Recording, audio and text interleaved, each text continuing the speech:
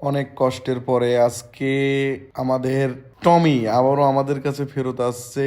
সে গাড়িতে করে এসছে, অনেক জার্নি করে।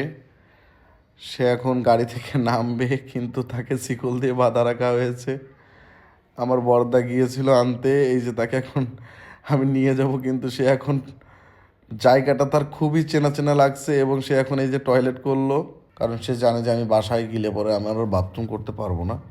এখন সে বাথরুম করাটা সেরে নিল। এখন বাথরুম করা শেষ হয়ে গেলে তাকে আমরা এখন বাসার দিকে নিয়ে যাব। যে সে দেখেন দেখেন সে বাসায় যাওয়ার জন্য কি করছে, কি করতেছে। দেখেন লোকজনে ঘিরে ধরেছে আশেপাশে। দেখেন লাভ দেয় সে,